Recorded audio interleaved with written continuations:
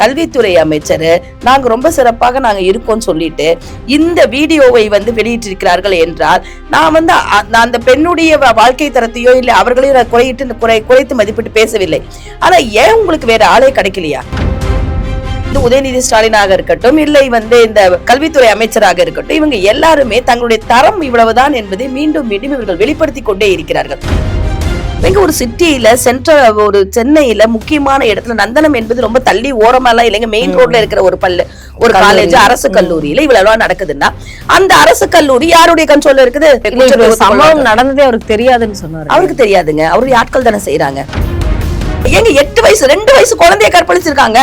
உங்க தமிழ்நாட்டுல வந்து வந்தாரை வாழ வைக்கும் தமிழகம் சொல்லக்கூடிய உங்க தமிழ்நாட்டுல இந்த இடத்துல வந்து ஒரு 2 வயது குழந்தைய அவன் பீகார்காரனோ அவன் அசாம்காரனோ தமிழ்நாட்டுக்காரனோ அது இல்ல, இங்கே பெண்கள் பாதிக்கப்படுகிறார்கள்.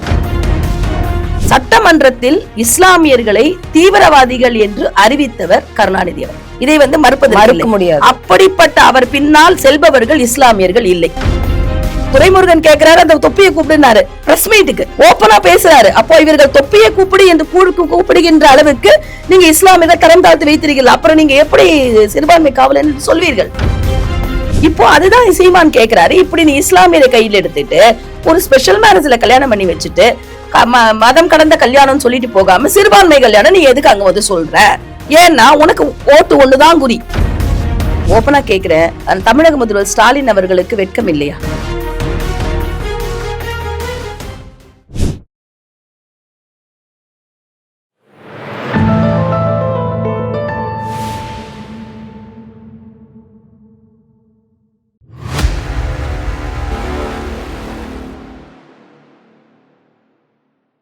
தாமரை டிவி நேயர்களுக்கு அன்பான வணக்கம். இன்று நமது நேர்காணலில் சிறப்பு விருந்தினர் அஇஅதிமுகவின் சிறுபான்மையினர் அணியின் துணை செயலாளர் அவர்கள் ஃபாத்திமா அவர்கள் நம்மோடு இருந்திருக்கிறார். வணக்கம் மேம். வணக்கம் மேம். கடைசி ஒரு நேர்காணல்ல நீங்க சொன்னீங்க கல்வித்துறை சீரழிந்து போய் கொண்டிருக்கிறது அப்படின்னு நீங்க சொன்னீங்க.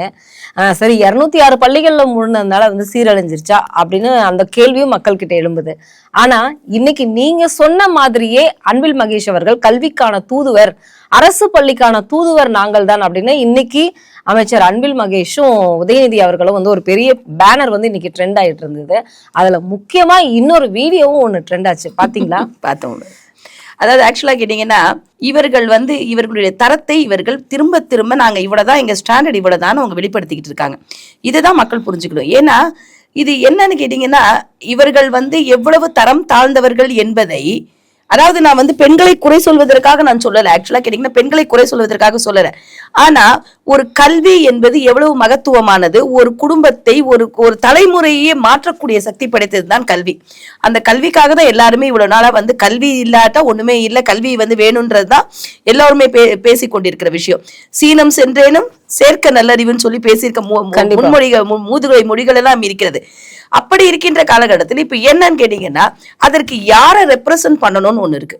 இவங்க வந்து என்னன்னா 200 சில்லற ஸ்கூலை மூடிட்டு என்ன சொன்னாங்க, எங்களுடைய கல்வித்தரம் மிக நல்லாக இருக்கு, மிகவும் சிறப்பாக இருக்கிறது, மக்கள் ஓடி ஓடி வந்து சேர்ந்து கொண்டிருக்கிறார்கள் தமிழ்நாடு அப்படின்னு சொல்றது மட்டும் இல்லாம வெக்கம் கெட்டத்தனமா கல்வித்துறை அமைச்சர் நாங்க ரொம்ப சிறப்பாக நாங்க இருக்கோம் சொல்லிட்டு இந்த வீடியோவை வந்து வெளியிட்டிருக்கிறார்கள் என்றால் நான் வந்து அந்த பெண்ணுடைய வாழ்க்கை தரத்தையோ இல்லை அவர்களையும் குறைத்து மதிப்பிட்டு பேசவில்லை. ஆனா ஏன் உங்களுக்கு வேற ஆளே கிடைக்கலையா? ஒரு பிராண்ட் அம்பாசிடராவோ இல்ல உங்களுக்கு அதற்குரிய ஒரு அட்வர்டைஸ்மெண்ட் பண்ணறதுக்கு வேற ஆட்கள் கிடைக்கலையா? இப்படிப்பட்ட ஒரு பெண்ணை வைத்து நீங்க வந்து ஒரு வீடியோ எடுத்து போட்டீங்கன்னா உங்களுடைய பழக்க வழக்கம் அவ்வளவுதான் இருக்குன்றது அர்த்தம். இதுதான் நான் சொல்ல வரேன். அது வந்து உதயநிதி ஸ்டாலினாக இருக்கட்டும், இல்லை வந்து இந்த கல்வித்துறை அமைச்சராக இருக்கட்டும், இவங்க எல்லாருமே தங்களுடைய தரம் இவ்வளவுதான் என்பதை மீண்டும் மீண்டும் இவர்கள் வெளிப்படுத்தி கொண்டே இருக்கிறார்கள். இது என்னன்னா இவர்கள் கல்வியை பற்றியோ கல்வி தரத்தை பற்றியோ மாணவர்களுடைய முன்னேற்றத்தை பற்றியோ தமிழகத்தை பற்றியோ கவலைப்படாமல் அவர்களுக்கு பிடித்தவர்களை வைத்து செய்து கொண்டிருக்கிறார்கள்.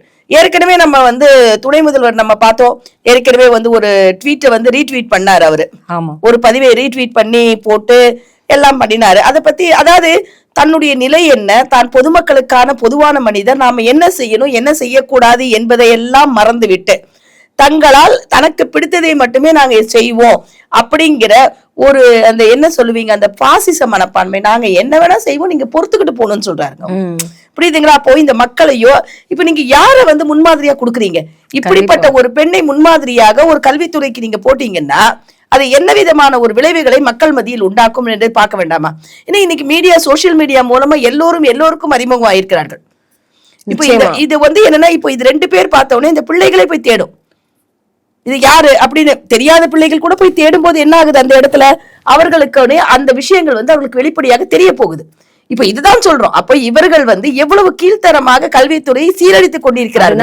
அரசு பள்ளிகள் இருக்கக்கூடிய கல்வி இந்த மாதிரி தான் அப்படின்னு அவங்க சுட்டி காட்டுறாங்க. இது நீங்க யோசிச்சு பாருங்களேன். நீங்க அதாவது பிரைவேட் காலேஜஸ், பிரைவேட் ஸ்கூல்ஸ் எல்லாருமே அட்வர்டைஸ்மெண்ட் போடுறாங்க.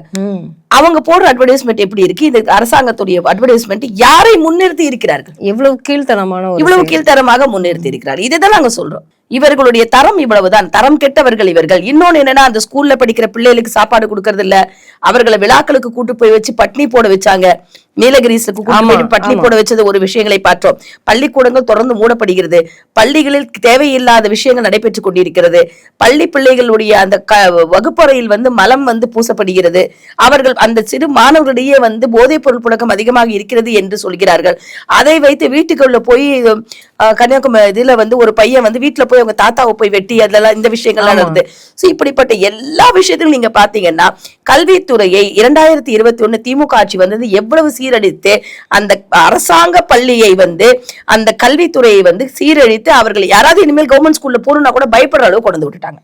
நிச்சயமா அவர்களுக்கு அந்த பயம் வந்து நம்மளுக்கு இது தேவையா அப்படிங்கிற பயம் வரக்கூடிய ஒரு சூழ்நிலையை கொண்டு விட்டு இருக்கிறார். நிச்சயமா மேம். இன்னைக்கு வந்து ஏன்னா இவங்க பெண்களுக்கு வந்து நாங்க முன்மாதிரியாக, அதாவது பெண்கள் வந்து தமிழக பெண்கள் மாதிரி தான் இருக்கணும் அப்படிங்கிற மாதிரியான ஒரு தமிழ்நாட்டை நாங்க உருவாக்கி இருக்கிறோம். பாதுகாப்பான தமிழ்நாட்டை உருவாக்கி இருக்கிறோம். பெண்கள் வந்து திமுகவுக்கு அவர்களே மகுடம் சூட்டுவார்கள் அப்படின்னு வந்து மகுடம் சூட்டுவாங்க. அதாவது நான் ஓபனா கேக்குறேன், தமிழக முதல்வர் ஸ்டாலின் அவர்களுக்கு வெட்கம் இல்லையா? தமிழகத்தில் ஒரு 8 மாத குழந்தையிலிருந்து 80 வயது மூதாட்டி வரை இங்க பாலியல் வன்முறைக்கு ஆளாகிறார்கள், கொலை செய்யப்படுகிறார்கள்.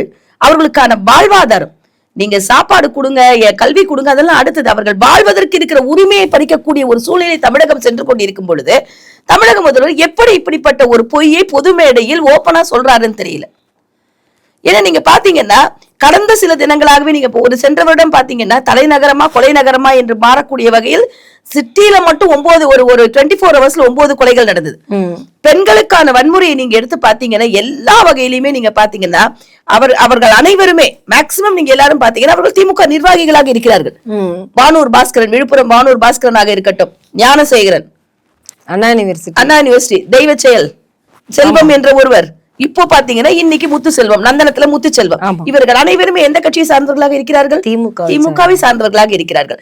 அப்ப திமுகவினர் பெண்களை எந்த வகையில் நடத்தி கொண்டிருக்கிறார்? அவர்கள் கட்சிக்காரரை இவரால் கண்ட்ரோல் பண்ண முடியல. அவங்க கட்சிக்காரர்களாக பெண்கள் சீரழிக்கப்படுகிறார்கள். இதுக்கெல்லாம் காரணம் என்ன? இன்னொன்னு பண்ருட்டியில 80 வயது மூதாட்டி மாலையில் சென்று கொண்டிருக்கும் போது 4 இளைஞர்கள் 3 இளைஞர்கள் கற்பழிக்கப்பட்டிருக்கிறார். 80 வயது மூதாட்டியை கற்பழிக்கக்கூடிய வகையில் தமிழகத்தில் இளைஞர்கள் சென்று கொண்டிருக்கிறார்கள் என்றால் அப்போ அவர்கள் எந்த கண்ட்ரோல் இருந்திருக்காங்க? எப்படி போதை புழக்கம் அவர்களிடம் இருந்திருக்கிறது?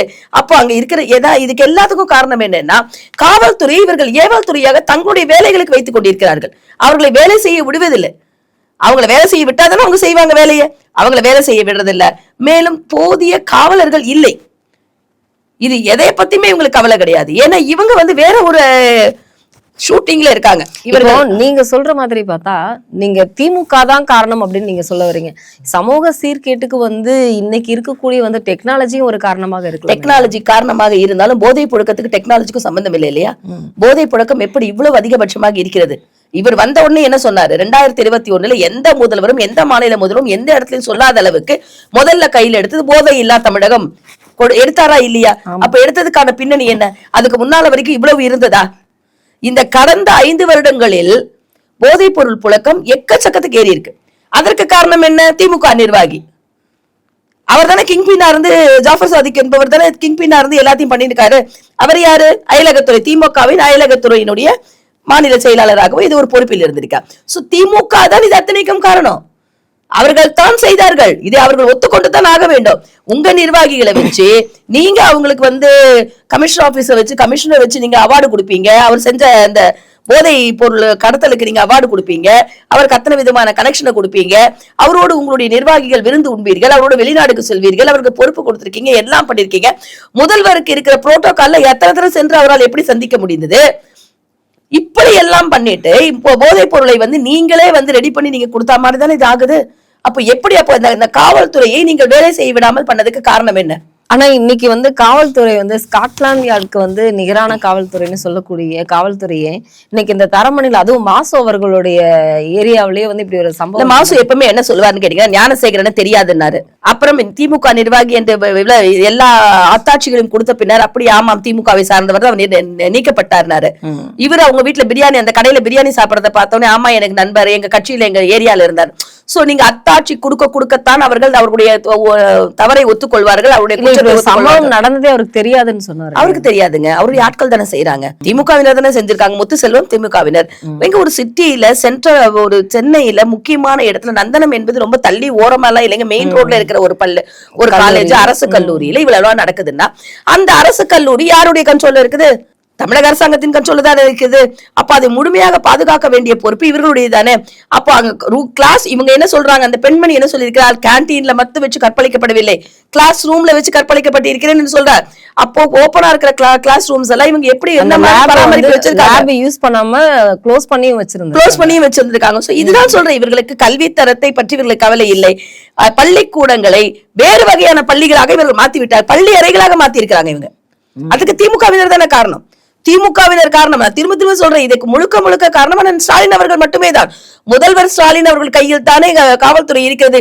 இரும்பு கரம் கொண்டு அடக்குவோம்னாரு, என்ன ஆச்சு? அந்த இரும்பு துருப்பிடிச்சு போச்சா? பெண்கள் இங்க ஏங்க 8 வயசு 2 வயசு குழந்தைய கற்பழிச்சிருக்காங்க. உங்க தமிழ்நாட்டுல வாழ வைத்த வந்தாரை வாழ வைக்கும் தமிழகம் சொல்லக்கூடிய உங்க தமிழ்நாட்டுல இந்த இடத்துல ஒரு 2 வயது குழந்தைய அவன் பீகார்காரனோ அசாம் காரனோ தமிழ்நாட்டுக்காரனோ அது இல்ல, இங்கே பெண்கள் பாதிக்கப்படுகிறார்கள். அந்த குழந்தை அழுததை பார்க்க முடியாம அடிச்சு கொண்டு இருக்காங்க, கூவத்துல தூக்கி போட்டிருக்காங்க, அடிச்சு கொண்டு தலையில வச்சு அடிச்சு கொண்டு இருக்காங்க, கூவத்துல போட்டிருக்காங்க. பெண்களுக்கான பாதுகாப்பு இங்க எங்கே இருக்கிறது என்றுதான் கேட்கிறேன். எங்க ஒரு நீங்க நல்லா யோசிச்சு பாருங்க, இரவு நேரங்களில் பேட்ரோல் போவாங்க. அப்போ காவல்துறையினர் எண்ணிக்கை குறைந்ததுனால தானே இதெல்லாம் நடக்குது. காவல்துறை அவர்களுடைய காவல்துறை வேலையை செய்ய விடுங்க. இப்ப டிஜிபி இருந்தா தானே இந்த காவல்துறைகளை எல்லாம் நியமனம் செய்ய முடியும். நீங்க அவங்கள பண்ண மாட்டீங்க இல்லையா? நீங்க ஏன்னா உங்களுக்கு உள்நோக்கம் இருக்கு இல்லையா? ஏன்னா இதை விட முக்கியமான விஷயம், நீங்க கொஞ்சம் அப்படி பின்னால திரும்பி போய் பாருங்க. எலெக்ஷனுக்கு முன்னால் என்ன சொன்னாரு அவர்? அதிகாரியை மிரட்டினார்.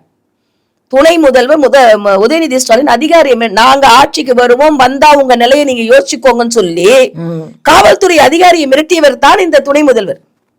அவருடைய தகப்பனார் தான் முதல்வர் ஸ்டாலின் அவர்கள். சோ இவர்களுக்கு மக்களை பத்தியோ பெண்களை பத்தியோ எது பத்தி கவலை கிடையாது. இவர்களுக்கு விளம்பரம் செய்யணும். இவர்களுக்கு அந்த விளம்பரத்துக்கு 4 போட்டோ எடுப்பாங்களே ஒளி. இங்க பெண்கள் தமிழகத்தில் டோட்டலா பாதிக்கப்பட்டிருக்காங்க. நீங்க எந்த டிஸ்ட்ரிக்ட் எடுங்க, எல்லா டிஸ்ட்ரிக்ட்லயும் கள்ளக்குறிச்சியில ஒரு பெண் சாவு, அந்த பக்கம் பாத்தீங்கன்னா கோயம்புத்தூர்ல அந்த பெண் கற்பழிக்கப்பட்டிருக்கிறார். இப்போ வரைக்கும் எஃப்ஐஆர் கூட போடல. இங்க பாத்தீங்கன்னா ஏற்கனவே அண்ணா யூனிவர்சிட்டி ஒரு வழியா இப்பதான் முடிஞ்சு, அதாவது அதை கூட அண்ணன் எடப்பாடியார் அவர்கள் அதற்கு பெரிய குரல் எடுத்து யார் அந்த சார் என்று கேட்கவில்லை என்றால் அந்த சார் மட்டுமில்லை அந்த ஃபைலே மூடி இருப்பாங்க. அதுலயும் எவ்வளவு குளறுபடி செய்தார்கள். ஆக மொத்த பெண்களை பற்றி கவலைப்படாத இவர்கள் எப்படி பெண்கள் உங்களுக்கு மகுடம் சூட்டுவாங்கன்னு நினைக்கிறாரு? எப்படி ஒரு பொய்யை இப்படி ஓப்பனா பேசுறாருன்னு எனக்கு புரியல. அண்ணா நகர் அந்த 10 வயது சிறுமி பாலியல் பலாத்காரம் செய்யப்பட்ட ஒரு வழக்குல உங்களுக்கு அது கண்டிப்பா தெரிஞ்சிருக்கும். ஏன்னா அது நீதிமன்றமே நேரடியாக எடுத்தது வழக்கு. அந்த வழக்குல இன்னைக்கு நீதிமன்றம் காவல்துறையை ஏன்னா காவல் அதிகாரி அந்த பெற்றோர்களை நிர்வாணமாக நிற்க வைத்து அடித்தது, அவர்களை காப்பாற்றுவதற்கு ஏன் தமிழக அரசு இந்த அளவுக்கு துடிப்போடு இருக்கிறதுக்கு காரணம் என்னன்னு ஒரு கேள்வி எழுப்பியிருக்காங்க. இன்னொரு விஷயம் என்னன்னா, உங்களுக்கு அந்த வழக்கு முடிக்கணும்னு நீங்க நினைச்சா அதை முடிப்பீங்க, இல்லைன்னா 10 வருஷம் நாளை இழுத்துட்டு போவீங்க. சின்ன குழந்தைங்க அது அப்படின்னு நீதிமன்றமே ஒரு மாதிரியான அதிருப்தியில பேசியிருக்காங்க. அது நீதிமன்றம் கதற வேண்டிய சூழ்நிலையில் இன்றைக்கு இருக்கிறது. மக்களுடைய கடைசிபட்ச நம்பிக்கையாக இன்றைக்கு நீதிமன்றங்கள் மட்டும்தான் இருக்கிறது. அதுவும் ஏழை அடிப்படை பொருளாதாரத்தில் பின்தங்கிய மக்களுக்கு டோட்டலா ஒரு ஒரு ஒரு புகலிடம் அப்படின்னு கேட்டீங்கன்னா அது அந்த மாதிரி நீதிமன்றங்கள் மட்டும்தான் இருக்கிறது. ஏன்னா அம்மாவுடைய ஆட்சி காலத்தில் நீங்க பாத்தீங்கன்னா பெண்களுக்கு பெண்களுடைய பாதுகாப்பு எல்லா வகையிலும் உறுதி செய்யப்பட்டது. நிச்சயமா பெண்களுக்கான பல திட்டங்களை அவர்கள் கொடுத்தார்கள். பெண்களுக்கு ஒரு பிரச்சனைனா அந்த இடத்துல அம்மாவுடைய குரல் ஓங்கி ஒலிக்கும், அதுக்குரிய தண்டனை இம்மீடியட்டா கொடுக்கப்படும். அதைத்தான் அதிமுக என்றைக்குமே செய்திருக்கிறது. ஆனா இந்த திமுக ஆட்சி வந்தது, எப்போ வந்தாலுமே திமுக ஆட்சி வந்தால் அராஜகம் தலை தூக்கும், ரவுடிகள் தலை தூக்குவார்கள் என்பது காலம் காலமாக சொல்லப்பட்டுக்கின்ற ஒரு விஷயம். இப்போ இந்த 5 ஆண்டு காலம் என்ன ஆச்சுன்னா அந்த கொடுமையோட உச்சத்துக்கு போயிடுச்சு. பெண்களுக்கு துளி கூட பாதுகாப்பே இங்க இல்ல தமிழகத்துல. அந்த பெண்கள் வந்து நீங்க போய் கம்ப்ளைண்ட் பண்ணினா கூட நீ ஏன் கம்ப்ளைண்ட் பண்ணினேன்ற பண்ற அளவுக்கு அண்ணா யூனிவர்சிட்டி மாணவியுடைய பர்சனல் விவரங்களை வெளியிட்டவர்கள் தான் இவர்கள். வெளியிட்டு எப்படி நீ வந்துருவ அப்படின்னு சொல்லி அவர்களை பயமுறுத்துகின்ற வகையில் பண்ணியவர்கள் தான்.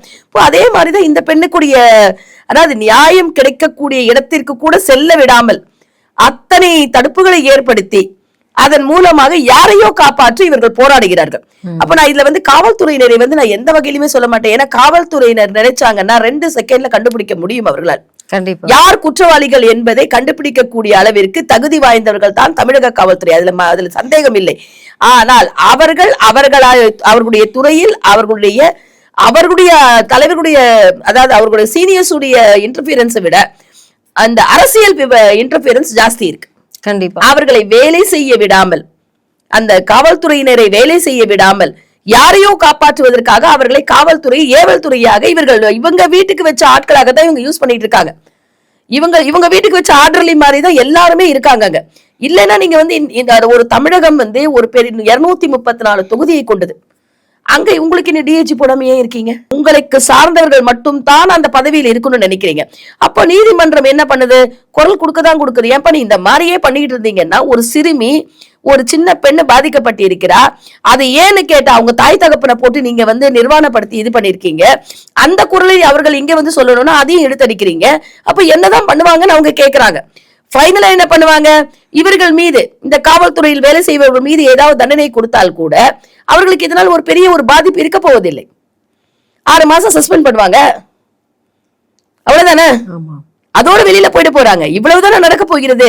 சோ இப்படி குற்றவாளிகளை காப்பாற்றுவதில் இந்த ஆளும் திமுக அரசு ரொம்ப முயற்சி எடுத்து, அதுவும் பாலியல் வன்முறைக்கு வந்து யார் யாரெல்லாம் இருக்காங்களோ அத்தனை பேரை காப்பாற்றுவதற்கான பெருமுயற்சி எடுத்துக்கொண்டு தான் இருக்கிறது. கடைசியில் என்ன சொன்னாங்க? ஞானசேகரன் வழக்கு நாங்க தானே பண்ணோம். நீங்க பண்ணலைங்க, நீதிமன்றம் வந்து அதை வந்து, அதாவது சட்டத்தை வந்து முடித்து வைத்த காரணத்தை இனிமேல் தப்பு பண்ண மாட்டாங்க, பண்ணக்கூடாது என்பதற்காக அது விரைவாக அந்த வழக்கை நீதிமன்றம் தான் முடித்ததே ஒழிய அந்த ரைட்ஸ் வந்து தமிழக அரசுக்கு கிடையாது. கண்டிப்பா அந்த பெருமையெல்லாம் இவங்க ஏத்துக்கவே முடியாது. ஆனா இவங்க அதை சொல்லிக்கிறாங்க. இவங்க வெக்கம் கெட்டவங்களாச்சு இவங்கதான். ஏன்னா தமிழகத்தில் பெண்கள், அதாவது நான் சொல்றேன், 8 மாத குழந்தை கூட இங்க நிம்மதியா இருக்க முடியல. 80 வயது ஒரு பெண்மணி மூதாட்டி கூட இங்க நிம்மதியா வாழ முடியாத அளவுக்கு தமிழகத்தை இவ்வளவு சீர்கேடாக்கி வச்சுட்டு, போதை மாநிலமாக ஆக்கி வச்சுட்டு, அந்த போதைப் பொருள் புழக்கம், அந்த யார் யாரெல்லாம் போதைப் பொருள் விற்கிறாங்களோ அவங்களுக்கு சப்போர்ட்டா ஒரு ஆட்சியை நடத்திக்கிட்டு இவர் என்ன வந்து பெண்கள் வந்து எங்களுக்கு மகுடம் சுட்டுவாங்கன்னு பண்ணா நீதிமன்றம் மட்டும் இல்ல மொத்த மக்களும் எழுந்துச்சு இவங்களுக்கு எதிராக கேள்வி கேட்பாங்க. இஸ்லாமியர்களுடைய சப்போர்ட் அப்படிங்கிறது வந்து இப்போ இருக்கக்கூடிய என்டிஏ கூட்டணிக்கு அதிகமாக இருக்கு அப்படிங்கிறது வந்து நம்ம வரக்கூடிய கருத்து கணிப்புகள்ல நம்ம கேட்டுட்டு தான் வரும். ஆனா இந்த கருத்து கணிப்புகள் வந்து திமுகவை எந்த அளவுக்கு பாதிச்சிருக்கு அப்படிங்கறது வந்து ஸ்டாலின் அவர்கள் கொடுத்த அறிக்கையிலேயே நம்ம பார்க்கலாம். இஸ்லாமியர்களுக்கு ஒரு 5 அறிக்கைகளை வந்து திட்டங்களை சொல்லியிருக்காரு அவர். ஏன்னா இது என்னன்னு கேட்டீங்கன்னா, எப்போ உங்களுக்கு பயம் வருகிறதோ அப்போ நீங்க வந்து அதை பற்றி அதிகபட்சமாக பேசுவீர்கள். பேச்சுதான் வந்து நாங்க ஸ்ட்ராங்கா இருக்கோம், எங்களுக்கு வந்து சிறுபான்மை காவலர் எல்லாம் இவங்க சொன்னாலும் இவர்கள் திமுக அரசாங்கம் சிறுபான்மை காவலராக இருந்தது இல்லை என்பதை உண்மையான உணர்வுள்ள அனைத்து இஸ்லாமியர்களும் அறிவார்கள்.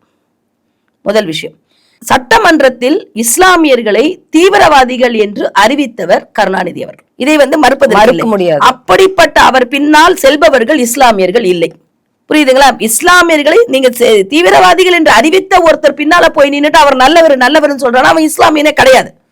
அவர்கள் வேணா யார வேணா இஸ்லாமியர்கள் இல்லைன்னு சொல்லிட்டு இவர்கள் இஸ்லாமியர்கள் கிடையாது. அதே மாதிரி பாத்தீங்கன்னா இவருடைய தகப்பனார், ஸ்டாலின் அவருடைய தகப்பனார் ஏற்கனவே என்ன பண்ணாருன்னா, முஸ்லிம்களே 2 வகை, அதாவது உருது ஸ்பீக்கிங் முஸ்லிம், தமிழ் ஸ்பீக்கிங் முஸ்லிம்களே பிரிவினை உண்டாக்கிறார். ஏன்னா 3% அவங்களுக்கு வேலை வாய்ப்பு கொடுக்கப்படும் என்று சொல்லி அது ஒரு பம்மாத்து வேலையை பண்ணி அவர்களுக்கு ஒரு பிரிவினை உண்டாக்கக்கூடிய வேலைகளை செய்தார். அதே இப்ப இவரு செய்யறாரு. உருது போர்டுக்கு வந்து நாங்க இது பண்றோம்னு சொல்லி இவர் வந்து பண்ணிட்டு இருக்காரு. நான் கேட்கிறேன், இங்க சென்னையில ஹார்ட் ஆஃப் த சிட்டியில இருக்கிற வக்போர்டு ப்ராப்பர்ட்டியான காயிதே மில்லத் கல்லூரியை கையகப்படுத்த நினைக்கக்கூடிய இதே தமிழக அரசு அப்ப எங்க போச்சு?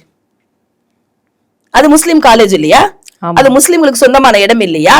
அப்ப அந்த இடத்தை கையகப்படுத்த நீங்க நினைத்து அதற்குரிய வேலைகளை அதுக்கு நீங்க காவல்துறையை அனுப்பி ஏவல் துறையை அனுப்பி நீங்க அதெல்லாம் பண்ணும் பொழுது கைகட்டி வாய்மூடி மௌனியாக இந்த இஸ்லாமிய சோகால்டு இஸ்லாமிய கட்சிகள் உங்களுக்கு வந்து இது அடிமையாக இருக்கும் பொழுது அதை செய்யும் போது இவர் எங்க போனார்? இவருக்கு எங்க போச்சு இந்த இஸ்லாமிய பாசம்?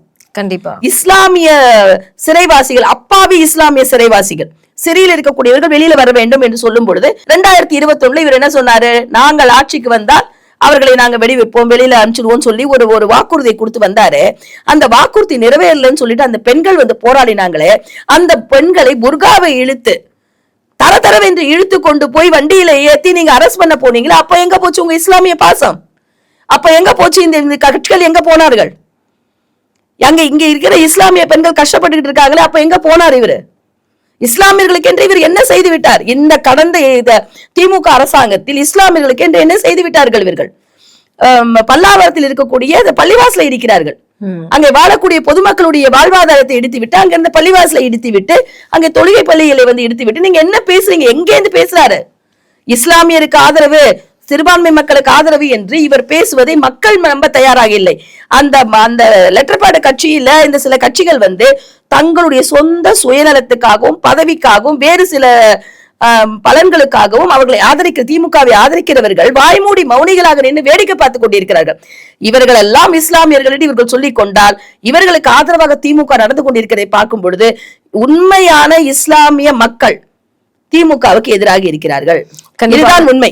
ஏன்னா இவர்கள் வந்து அவர் பேசுறது எதையுமே கேட்க தயாராக இல்லை. ஏன்னா 33% சென்ட்ரல் கவர்மெண்ட்ல வந்து வேலை கொடுக்க சொல்லி இருக்கு, ரைட்டுங்களா? வக்போர்ட்ல எத்தனையோ வேலைகள் காலி இருக்கு. பெண்களுக்கு ஏன் நீங்க கொடுக்கல? இஸ்லாமிய பெண்களுக்கு ஏன் அதை நீங்கள் கொடுக்கவில்லை? எத்தனை வக்ஃபு நிலங்கள் ஆக்கிரமிக்கப்படுகின்றன? எத்தனை வக்ஃபு நிலங்கள் அதாவது அரசியல்வாதிகளால், அதே வக்ஃபு சார்ந்த அதிகாரிகள் சொல்ல மாட்டேன், வக்ஃபு தலைவர்களால் இது வந்து ஆக்கிரமிக்கப்படுகிறது. அதை எடுத்துக்கொண்டு அவர்கள் வந்து என்ஓசி போட்டு கொடுத்துட்டு அதை என்ஜாய் பண்ண விடுறாங்களே, அப்ப எங்க போச்சு? அதே மாதிரி இஸ்லாமியர்களை வைத்துத்தான் இவர் எல்லாமே பண்றாங்க. ஒரே ஒரு சாதிக் பாஷா என்பவர் கருணாநிதி அவர்கள் காலத்தில் பொருளாளராக இருந்தார். அதுக்கப்புறம் உங்கள் கட்சியில் இஸ்லாமியர்களை இல்லையா பதவியில்? எங்க நீங்க கொடுத்தீங்க?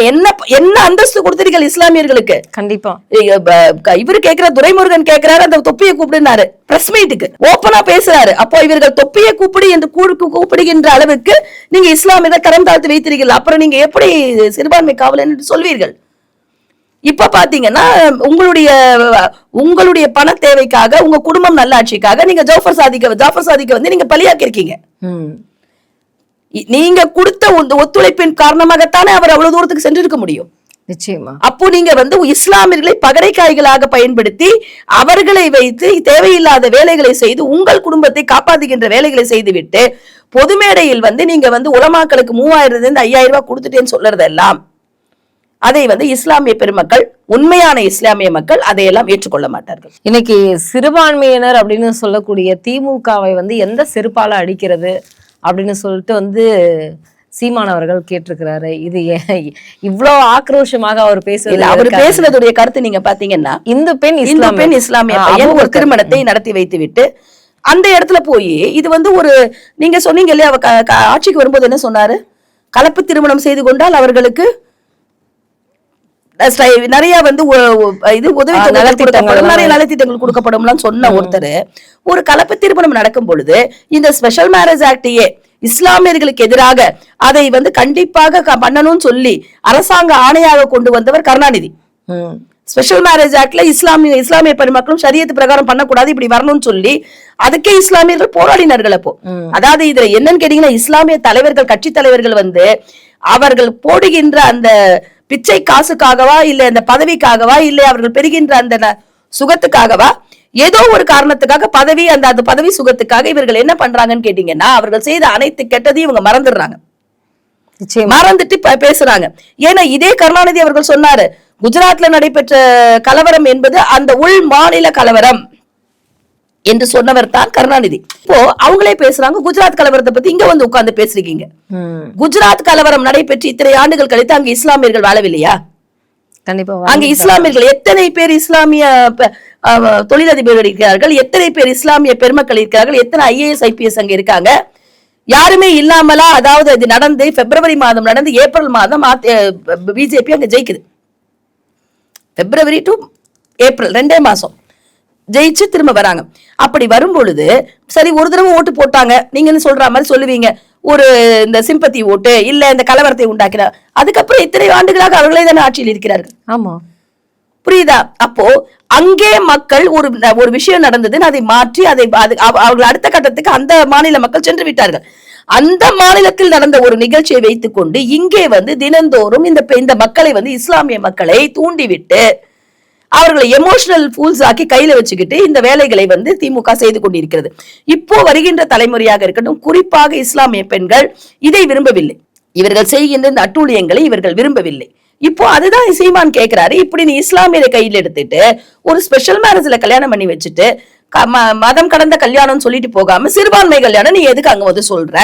ஏன்னா உனக்கு ஓட்டு ஒண்ணுதான் குறி. கல்யாணத்துக்கு போனாலும் உனக்கு ஓட்டு வேணும், அனிதா செத்தாலும் உனக்கு நீட் மூலமா அனிதா செத்தாலும் உனக்கு ஓட்டு வேணும். இப்படி உங்களுக்கு வந்து ஓட்டு மட்டுமே குறியாக அதை வைத்து கொண்டு செய்யும் பொழுது உன்னை எதால் அடிக்கிறதுன்னு கேட்கறது சீமான் கேட்கிறார். சீமானுடைய பல கருத்துக்கள் எனக்கு உடன்பாடு இல்லை என்றாலும் இந்த கருத்து தெளிவான கருத்து தான். அவர் வந்து இந்துக்களும் இஸ்லாமியர்களும் வந்து ஒன்னாக தான் இருக்கிறாங்க. அதை வந்து ஒன்னா இருக்காங்க, ஒன்னா இல்ல விடுங்க.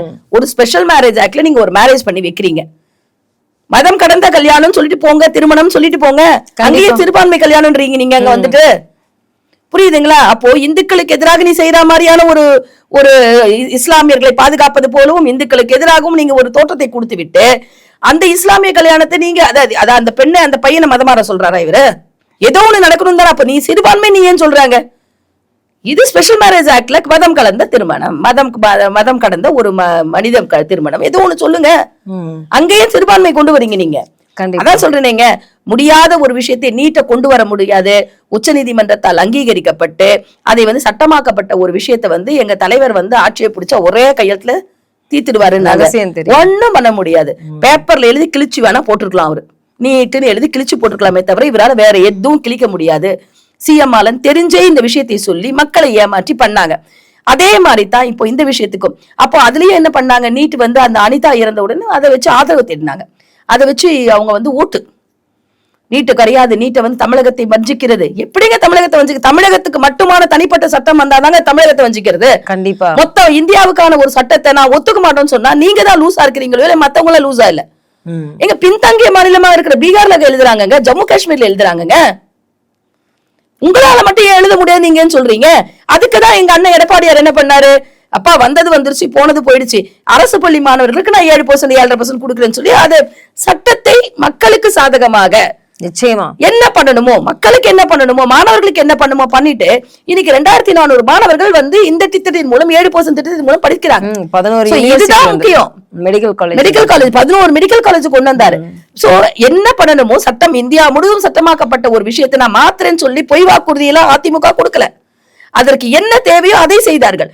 இவங்க என்ன பண்றாங்க, பொய்யா சொல்லிக்கிட்டு, அதாவது சொல்லுவாங்க பாத்தீங்களா, இவங்க பொய் சொல்றது எப்ப நிறுத்துவாங்க அப்படின்னா இவர்கள் ஆட்சியில் விட்டு இறங்கும் போது இனிமேல் அவர்கள் பொய் சொல்ல முடியாது. அப்ப கூட சொல்லுவாங்க இந்த மாதிரி எங்களை ஏமாத்திட்டாங்க, ஓட்டுகள் இப்படி போட்டப்பட்டது, ஓட்டுகள் அப்படி போட்டப்பட்டதுன்னு சொல்லி இவங்க என்ன, இவர்களுக்கு பொய் மட்டும் தான் தெரியும், பொய்யை தவிர வேற எதுவும் தெரியும். ஏன்னா இவங்கள்ட்ட கொள்கை கிடையாது.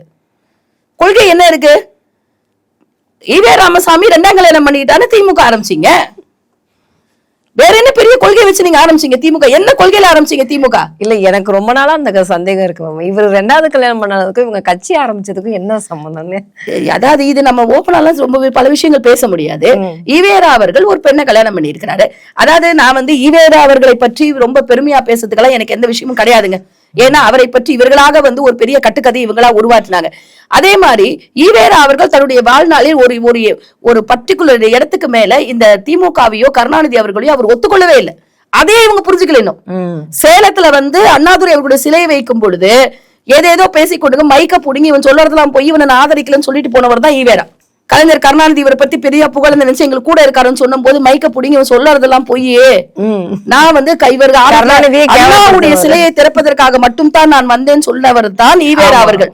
நான் என்ன கேக்குறேன், அந்த அவர் கல்யாணம் பண்ணிக்கிட்டாருன்ற காரணத்துக்காக தான் நீங்க கட்சி ஆரம்பிச்சீங்களே ஒழிய அப்படி கிடையாது.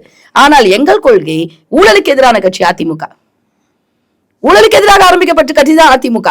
அதே மாதிரி நீ வந்து கடவுளே இல்லைன்னு சொல்லிட்டு இருக்கிற ஒரு கூட்டத்தோட நீ நின்றுகிட்டு இருக்க. அந்த கடவுளே இல்லைன்னு சொல்லக்கூடிய கூட்டத்தோட நிக்கிற நீ உன் பொண்டாட்டியும் தான் முதல்ல அத்திவரத்துல போய் லைன்ல நின்று பாத்துட்டு வராங்க. அப்போ நீ கடவுளே இல்லைன்னா உன் குடும்பத்திலே உன்னால கடவுள் இல்லைன்னு பண்ண முடியல. பிள்ளையார வச்சுட்டு போட்டோ கொடுக்குறீங்க, ஆனா பிள்ளையார் சோத்திக்கு சொன்னா அட்மின் சொல்லிட்டான்னு சொல்றீங்க. தவறுதலாக வந்து விட்டது. அட்மின் வந்து வாழ்த்து போட்டான்னு கூட இல்ல, தவறுதலாக வாழ்த்து தெரிவிக்கப்பட்டதுன்னு சொன்னவர் தான் இன்றைய முதல்வர் ஸ்டாலின் அவர்கள். சோ இவங்க எல்லாருமே என்னன்னா அவர்களுக்கு வந்து இவர்கள் அனைத்துமே பொய், அந்த பொய்யினால் கட்டமைக்கப்பட்ட பிம்பம் தான் இது அத்தனையுமே. இப்போ இந்த ஈவேராவை பத்தி பேசினா தனிப்பட்ட முறையில ஒரு நாள் கணக்கா பேசலாம். ஏன்னா அவர் இஸ்லாமியரை கேவலப்படுத்திருக்கிறார், தமிழை கேவலப்படுத்திருக்கிறார், தமிழகத்தை கேவலப்படுத்த மொத்த இந்தியாவை கேவலப்படுத்திருக்கிறார். ஏன்னா இந்தியாவை என்ன சொன்னாரு, பிரிட்டிஷ்காரன் போயிட்டு அங்க பின்னு கூட பண்ண முடியாதுன்னு சொன்னாரு. புரியுதுங்களா? இஸ்லாமியர்கள் என்ன சொன்னாரு, இஸ்லாமியர்களுக்கு கொடுக்கப்படுகின்ற அங்கீகாரமானது பிராமணர்களுக்கு கொடுக்கப்படுற அங்கீகாரத்தை விட மிகவும் மோசமானது. அதாவது சாணியிலுக்கு பதிலா மலத்துல கை வச்சா மாதிரி, மனித மலத்தில் கை வைத்தா மாதிரின்னு சொன்ன எக்ஸாக்டா அந்த வார்த்தையை சொன்னவர் தான் ஈவேரா அவர்கள். புரியுதுங்களா? ஆனா அதிமுக வந்து எங்கேயுமே வந்து கடவுள் மறுப்பு கொள்கையை கையில் எடுக்கவில்லைங்க. எம்ஜிஆர் அவர்களாக இருக்கட்டும், புரட்சி தலைவராக இருக்கட்டும், புரட்சி தலைவியா இருக்கட்டும், அண்ணன் எடப்பாடியா இருக்கட்டும், ஓப்பனா கோயிலுக்கு போறாங்க. அவரவர்களுடைய மத நம்பிக்கை அவரவர்கள் கடைபிடிக்கிறார்கள். அவர்கள் எந்த மதத்தையும் புண்படுத்தவில்லை, எந்த மத நம்பிக்கையும் அவர்கள் புண்படுத்தவில்லை. அதே மாதிரி நடுவுல வந்து இந்த பலியிடுதலை தடை செய்த போது கூட அம்மா திரும்ப அதை வாபஸ் வாங்கிட்டாங்க.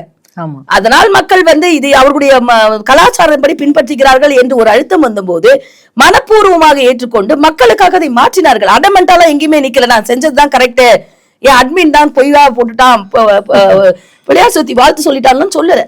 அதுதான் சொல்றேன், மக்களுக்காக மக்களால் மட்டுமே வாழ்ந்த கட்சி அண்ணா திராவிட முன்னேற்ற கழகம். அதனுடைய தலைவர்கள் புரட்சி தலைவராக இருக்கட்டும், புரட்சி தலைவியாக இருக்கட்டும், அண்ணன் எடப்பாடியாக இருக்கட்டும், மக்களால் மதிக்கப்படக்கூடிய போற்றப்படக்கூடிய மக்களுக்காக வாழ்கின்ற தலைவர்கள்.